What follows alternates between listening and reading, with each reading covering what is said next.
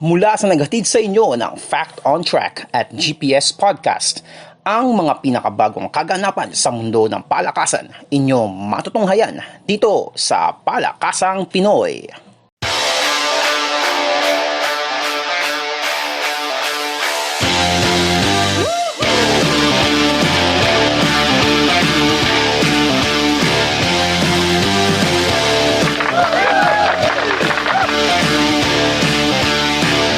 What is up mga kapodcast?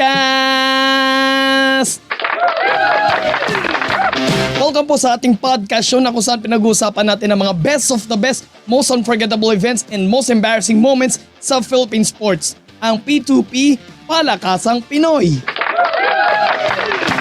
Medyo ba naninibago kayo ngayon kasi ngayon lang ulit ako nakapag-record ng episode ng hindi kasama si Enzo. Pero syempre sa mga susunod na episodes, lagi nating makakasama si Enzo lalo na kapag ang usapan ay tungkol sa paborito nating lahat, ang basketball. So makakasama natin siya sa mga predictions, sa power rankings, sa mga collegiate leagues, sa NCAA at sa UAAP. So abangan nyo po yung mga susunod nating episodes. But in the meantime, malapit na magsimula ang 19th edition ng Asian Games na gaganapin sa lungsod ng Hangzhou sa bansang China. And as of this time of recording ay magsisimula na po ito sa darating na Sabado. Pero mga kapodcast, may tanong lang ako sa inyo.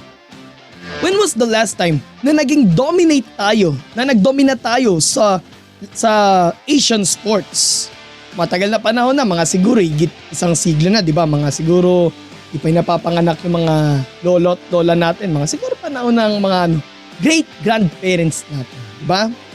Kaya sa episode natin ngayon mga kapodcast, magbabalik tanaw tayo sa panahong itinatag ang isang continental multi-sporting event na natigil ng digmaan at muling naibalik na sa pagkakataong yun ay lahat na ng mga bansa sa buong kontinente ang naglalaban-laban.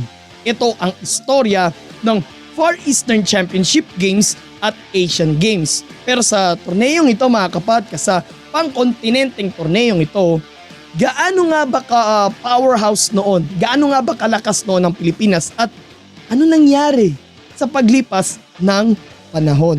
So yan ang pag-uusapan natin sa episode na ito. So sinasabi kasi na ang predecessor ng Asian Games kasi is yung Far Eastern Championship Games, which is many of us, even the sports fans, is nakalimutan na may ganung nangyari. Minsan may ganung nang nangyari sa kasaysayan, hindi lang ng Pilipinas, kundi ng buong Asia. So, konting higop muna tayo ng kape. Ayan. Kasama pang pawis. Anyway, so pag-usapan muna natin. So, ano nga ba itong Far Eastern Championship Games na ito mga kapodcast? So taong 1913 nang ipinanukala ng presidente ng Philippine Amateur Athletic Association at ng Manila Carnival Games na si Elwood Brown ang pagbuo sa Far Eastern Olympic Games sa China at sa Japan. So dun sa dalawang yun ipinanukala ni Elwood Brown yung pagbuo ng palarong yon. Bilang Pangulo ng Philippine Amateur Athletic Federation, binuo ni Governor General William Forbes, noong panahon ng mga Amerikano, ang Far Eastern Olympic Association. Nakipag-collab si Elwood Brown kina J. Howard Crocker na isang Canadian sports executive, parang ang dating yata parang Al Francis Chua natin, di ba? At sa Young Men's Christian Association o YMCA mula sa mga misyonaryo sa China, sa Japan at sa Pilipinas upang organisahin ang Far Eastern Championship Games. Ang unang edisyon nito mga kapodcast ay tinawag noong First Oriental Olympic Games na ginanap sa Manila Carnival Grounds, which is now the Rizal Memorial Sports Complex. Yung buong compound niya, yung baseball, yung football field, yung Coliseum, nandun yan sa isang buong compound, sa isang buong Rizal Memorial Sports Complex. So ito ay matatagpuan sa Malate, Maynila. Una itong idinaos noong February 4, 1913. Nilahukan ito ng 6 na mga bansa sa Asia, which is China, na at that time they are Republic of China pa noon eh. And then British colony of Hong Kong, Japan, Malaya, which is now the Malaysia, Siam, ngayon Thailand, and then Pilipinas. Sa 1915 edition naman ito na ginanap sa Hongkou Park sa Shanghai, China. Dito pinalitan ang pangalan ng torneo at naging Far Eastern Championship Games at ang pangalan ng asosasyon bilang Far Eastern Athletic Association. Ginaganap ang Far Eastern Championship Games kada 2 taon. Subalit pagkatapos ganapin ng 1927 edition nito ay sunod na ginanap ang mga palaro noong 1930. Matapos naman ang edisyon nito, napagpasyahan ng Far Eastern Athletic Association na idaos ang mga palaro kada 4 na taon. Kaya naman naging kasunod na edisyon nito ay ginanap noong 1934 kung saan sumali naman dito ang Dutch East Indies which is now Indonesia. Subalit kasabay ng nagaganap na mga palaro ay nangyayari naman ang sigalot pampulitika sa pagitan ng China at Japan na nagsimula sa pananakop ng Japan sa Manchuria noong 1931. Ayan. So kasi ang nangyari kasi dito noong 1934 kasi pinanukala kasi ng Japan na dapat lumahok bilang isang independent team ang Manchuria sa mga future editions, sa mga future events nito, which is dito na bad trip ang China kasi una sa lahat bahagi nila yung Manchuria nasakop lang yun ng mga Hapon, di ba?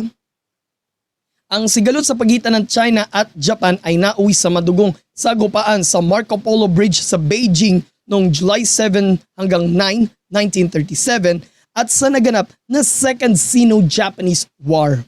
Ang mga kaganapang itong naging daan sa pananakop ng Japan sa China noong 1937 dahilan para ikansela ang dapat sanay 1938 edition nito na gaganapin sana sa lungsod ng Osaka sa bansang Japan. Sa 10 edition ng Far Eastern Championship Games, halos dinomina ng Pilipinas ang lahat ng mga sports doon. Especially sa mga larong athletics, takbuhan yan, baseball at sa basketball. Which is, guess what mga kapodcast? Out of 10 out of 10 competitions, isang beses lang tayo natalo. Which is yung 1921 edition nito na ginanap sa Shanghai sa China. Tinalo tayo ng host, China. Then, ang nakakagulat dito nung 1923 ay bigla tayong nagbanse. Nagbanse naman tayo sa 1923 edition nito sa Japan, which is yung isang player natin doon, si Luz Salvador, ay nakapagtala siya ng 116 points. Bago pa may tala yan ni Wilt Chamberlain, yung 100 points noong 1962. Ang laro kasi ng basketball noon mga kapodcast jump ball, di ba?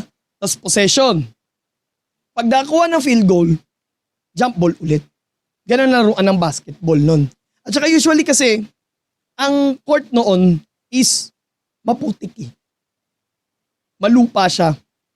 Yun yung disenyo ng court noong panahon na yun, di ba? Bago pa magsimula na maglaro nun sa hardwood, di ba? Which is na simulan yata yung 1950s pa, di ba? Tuloy tayo. Wala nang naganap pang mga edisyon ng Far Eastern Championship Games sanhi ng ikalawang digmaang pandaigdig na nagtapos noong September 2, 1945 nang sumuko ang Japan sa mga Allied Forces. Sa kasagsagan naman ng 1948 Summer Olympics sa London, UK, nag-usap ang mga delegado ng Pilipinas at China upang buuin muli ang konsepto ng Far Eastern Championship Games. Naniniwala naman ang kinatawan ng Indian Olympic Committee na si Guru Dutt Sondhi na ang pagbuhay sa konsepto ng Far Eastern Championship Games ay para maipakita ang diwa na pagkakaisa at tagumpay sa level na ito ng Asian sports.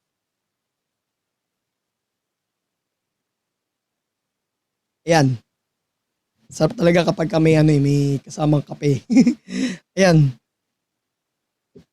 So naniniwala siya na yung pagbuhay sa konseptong yon ay para may pakita ang pagkakaisa at tagumpay sa level na ito ng Asian sports. Kaya naman ipinanukala niya ang pagbuo sa Asian Games. February 30, 1949, itinatag ang Asian Athletic Federation. Then 1951 naman nang idaos sa New Delhi, India ang kauna-unahang edisyon ng Asian Games. Mula noong 1954 edition na ginanap dito sa Pilipinas. Yes. Isang beses lang tayo gumanap or nag-host ng Asian Games, which is noong 1954. Kada 4 na taon na ginaganap ang Asian Games. Taong 1981 nang palitan ang pangalan ng federation at dito naman nabuo ang Olympic Council of Asia. Nang sumunod na taon, which is 1982, dito naman kinilala ng International Olympic Committee ang Olympic Council of Asia. Sa parehong taon, inilipat ang headquarters ng OCA sa Kuwait mula sa New Delhi sa bansang India. Currently, may 45 Asian nations ang kasapi ng Olympic Council of Asia and lahat ng yan is nagko-compete sa Asian Games. At isa na roon ang Pilipinas. Sa 18 edisyon ng Asian Games, 67 gold medals, 114 silver medals at 229 bronze medals ang nahakot ng Pilipinas. Pinakamaraming gold medals na nahakot ng Pilipinas ay mula sa boxing. Alam niyo naman kapag tingin kasi ng ibang bansa, pag narinig nila yung pangalang Pilipinas, una kagad na sa isip nila, Manny Pacquiao, di ba? Kaya nga, isa rin ito sa mga popular sport dito sa Pilipinas, bukod pa sa basketball, boxing. Sipin nyo na lang, may mga boxing aspirants na gustong sumunod sa yapak ng pambansang kamao. And kada pista din, alam ko sa mga pista dito sa Pilipinas, may mga nagaganap na mga boxing. Meron pa nga yung iba, yung boxing is nagaganap sa imbis sa ring, sa buho nagaganap yun, seryoso yun. Sa buho sa buho sila nagsusuntukan buho ng kawayan. Tapos ang huhulugan nila dun sa putik. And then, ano pa ba? Kadalasan nangyayari dito sa mga pista yung mga boxing na para sa mga gay, di ba? Nangyayari na ganun Kung makikita mo kung paano sila sumuntok, di ba? No offense sa mga member ng LGBTQ community natin. Okay? So, sabi ko nga, pinakamaraming gold medals na nakuha ng Pilipinas sa isang sport sa Asian Games ay mula sa boxing with 15 gold medals. Habang sa swimming naman tayo nakakuha ng pinakamaraming silver and bronze medals with 31 and 54 respectively. 31 silver medals and 54 bronze medals sa iisang sport lang yan, which is sa swimming. Sino bang mga kilala natin dyan sa swimming? Mga legendary Filipino swimmers. Christine Jacob, Eric Buhain. Diba?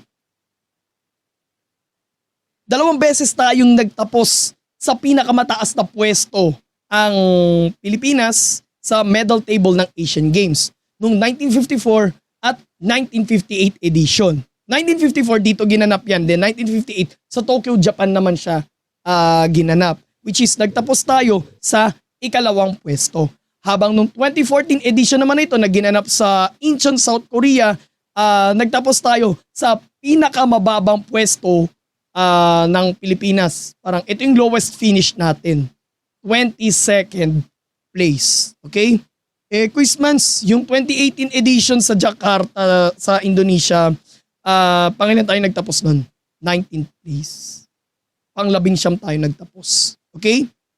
Ngayon, sa darating na 19th Asian Games, which is this coming Saturday na, as of the time of recording, nagaganapin nga sa Hangzhou, China, 395 delegates ang dadalhin natin doon para mag-compete sa 37 sports. Yung sa basketball is, ang balita ko is may kapalit na doon sa 4. Actually 5 nag-beg off na rin si RR Pugoy kasi nga health issues ang reason niya, di ba? Yung apat, yung dalawa is dine na eh. Yung dalawa on the brink eh. So para makasiguro na, pinalitan na yung apat plus si Pugoy, so 5 na. Kaya ang pinalit na lang ng SPP, sina Marshall Lassiter, si Arvin Tolentino, si Chris Ross, si CJ Perez, and si Kevin Alas. Okay? Dalawa naturalized players natin doon, sina Angie Kwame at saka si Justin Brownlee. Pero alam niyo mga kapodcast, ang pinanagulat dito, Doon sa 60-man pool, may isang pangalan doon na maybe kung NBA fan ka, familiar ka sa kanya. Si Onyeka Okongwu. Diba? 6th pick nung 2020 draft. Ewan ko kung tama ko. 2020 draft siya, 6th pick. Currently playing for Atlanta Hawks. Parang, yung tingnan ko yung niya, 6'9", 4'5" laruan niya, parang japet yung laruan niya eh. More on salaksak, more on throwdown, mga dakdak, di ba?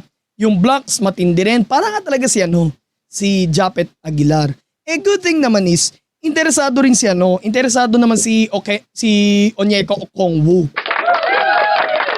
Hirap bigkasin. Onyeka Okongwu. Yan. Interesado siya na magpa-naturalize. Okay, na maglaro para sa Pilipinas. Kasi ang kwento ni Onyeka ay lumaki raw siya sa Lumaki raw siya sa isang Filipino community.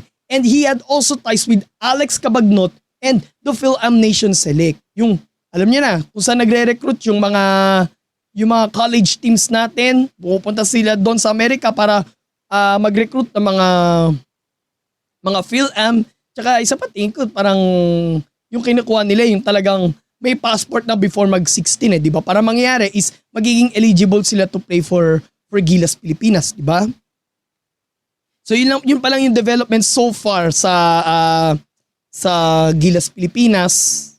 So pinalitan na yan. 5 na yung pinalitan doon. Ano pa ba?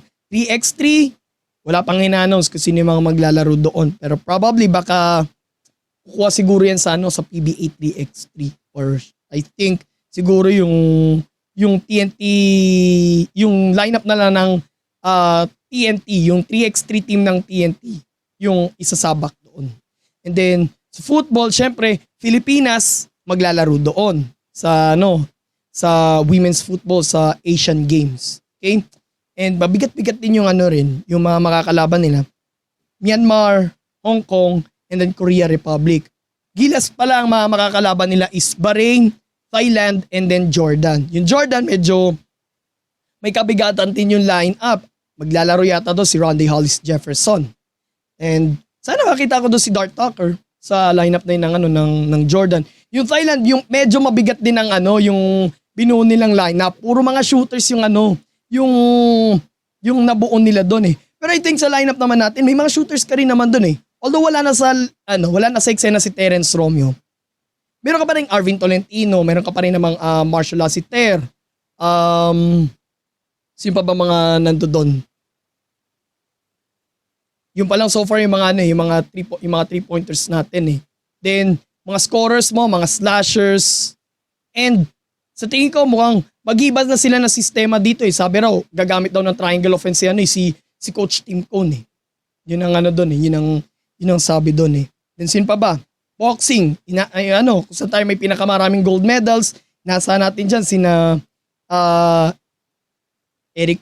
si Carlo Paalam, di ba? Eric Ray pala sa athletics pala maglalaro yun.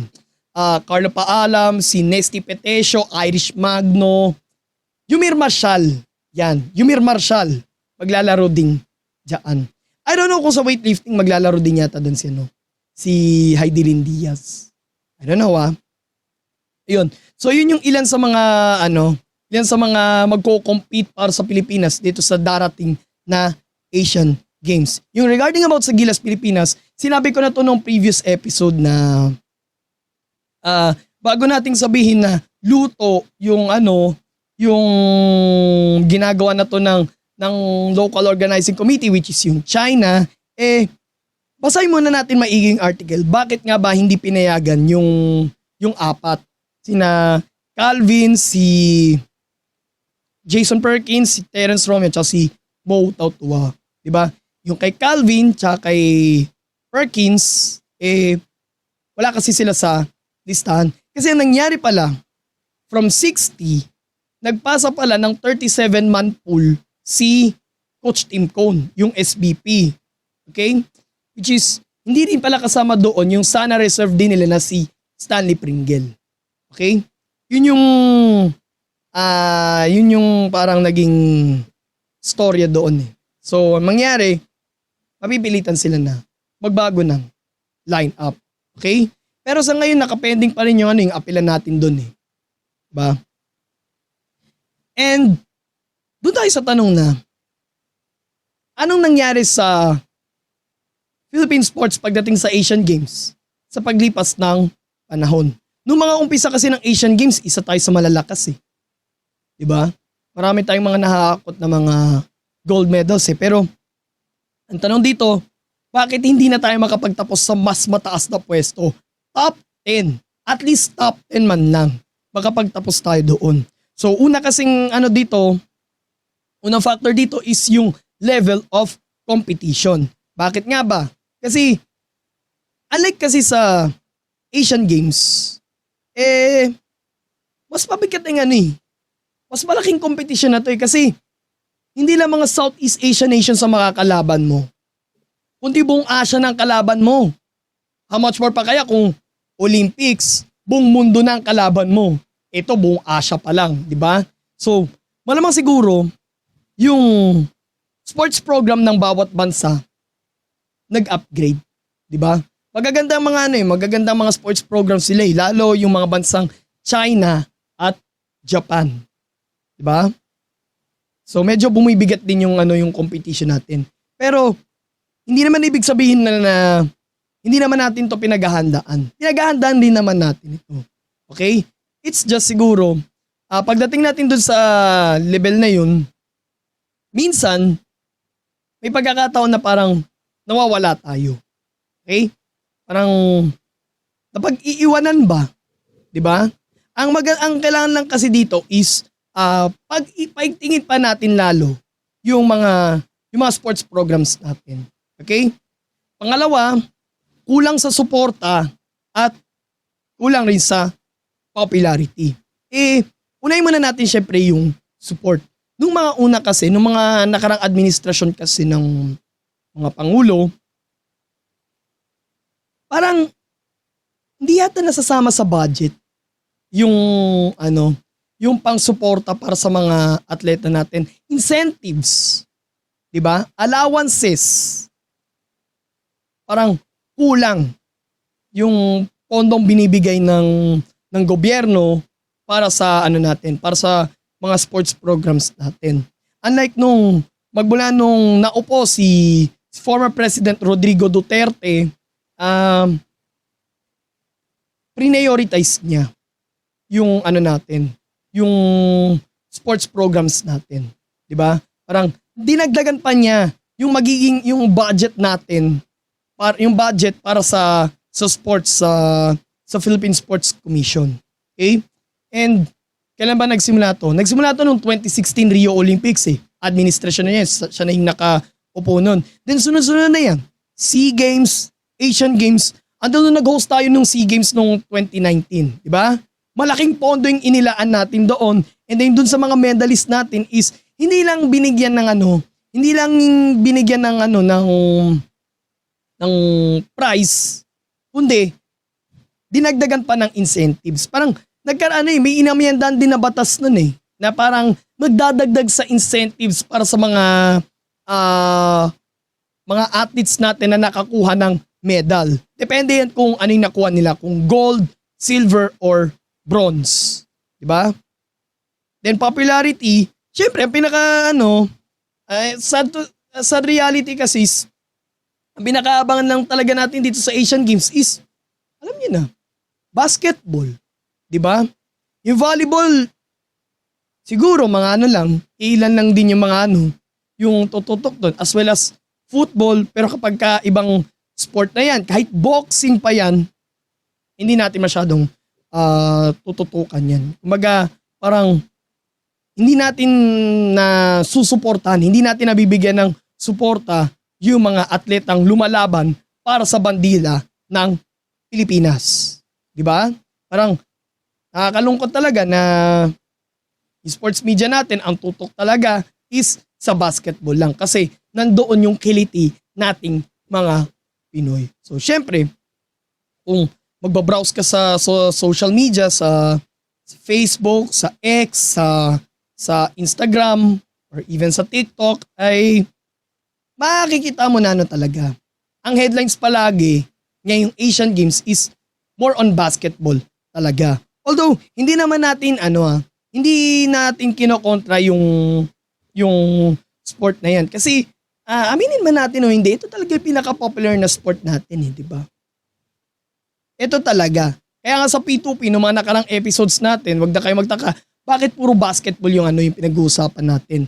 Wala pa kasi tayong masyadong balita or topic about sa ibang sports. Although in the future episodes natin, sa mga next episodes natin, may mga topics na tayo about sa ibang sports na hindi basketball. Okay? Pero sad reality talaga na kahit ano pang tagumpay yung makamit ng mga atleta natin, pero ang highlight pa rin talaga nasa basketball pa rin talaga. Ba? So, wala. Kulang tayo sa kulang sa popularity. Hindi natin na susuportahan doon yung hindi natin nabibigyan ng suporta yung mga lumalaban nating mga kababayan. Ito pinakamasakit na reason kung bakit parang hirap tayong makapag-compete Politika. Politika sa loob ng federation. Yan ang problema kasi kapag ang usapan dito is pera, dalawa yan pera at werpa, medyo nag-iiba na yung takbo sa loob ng federation. Parang nag-iiba na yung storya. Pero ang apektado dyan is yung mga atletang lumalaban para sa atin. Kaya wag ka na magtaka, bakit may ilang atleta natin na dating naglalaro para sa atin, ngayon naglalaro na sila para sa ibang bansa. For example, Alex Pagulayan sa billiards. Dati naglalaro yan para sa Pilipinas. Pero ngayon, Pilipino siya. Purong Pinoy. Pero naglalaro siya for Canada. Wesley So. Sa pa yan, ito yung pinakamalaking sayang natin si Wesley So. He will be, sana, na susunod sa yapak ni Eugene Torre, Filipino Chess Grandmaster. Kaso, dahil nga nagkaroon sila ng gap between him and our Philippine Chess Federation, lumipat siya ng ibang federation. Sa US Chess Federation na siya nag-compete. So, he's now playing chess under the flag of the United States of America. Sad reality.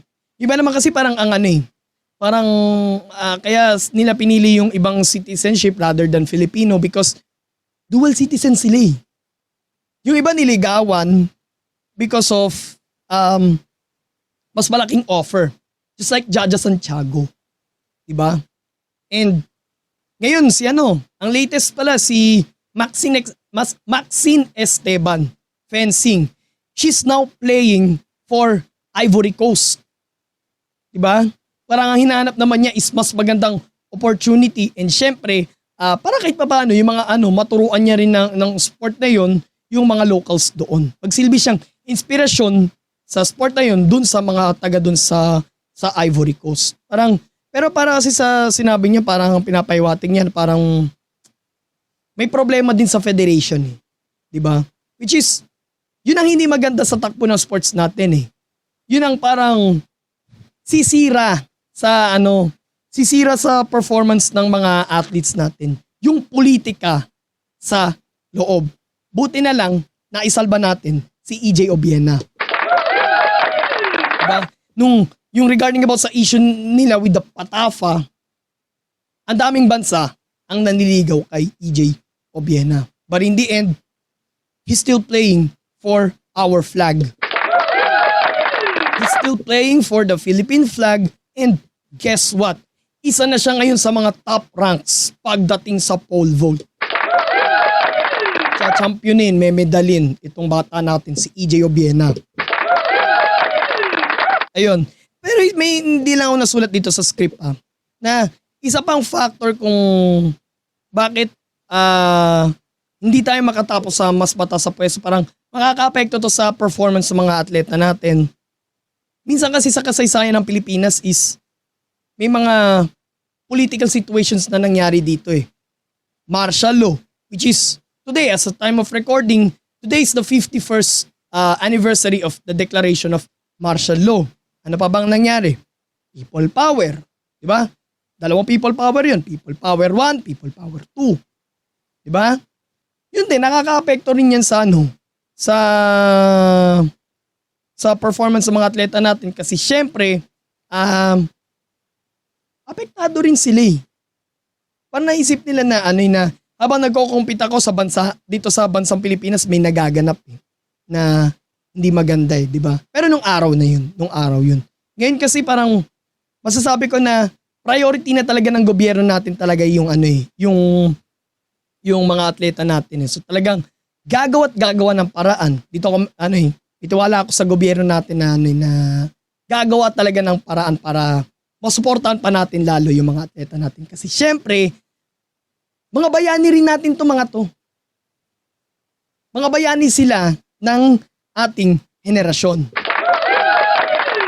So I believe na this coming Asian Games ay ilang araw ba tatagal to? Hanggang October 8.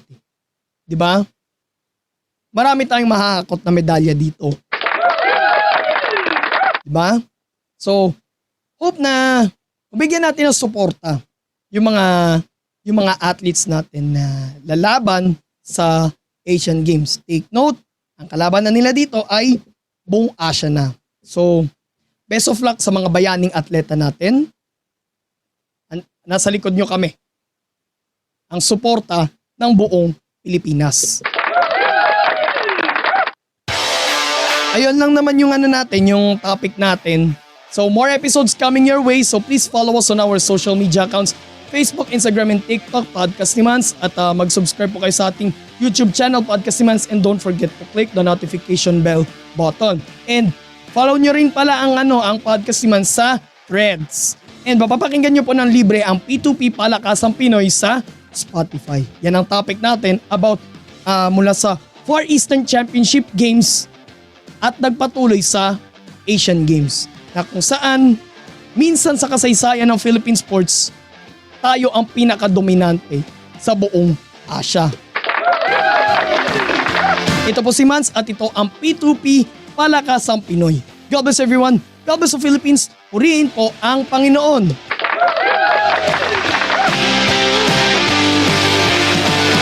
At inyong nasubaybayan ang mga pinakabagong kaganapan sa mundo ng palakasan dito sa Palakasang Pinoy. Makinig sa podcast ni Man sa Spotify at sa lahat na nangungunang podcast platforms sa internet. Maraming salamat sa inyong pagsubaybay.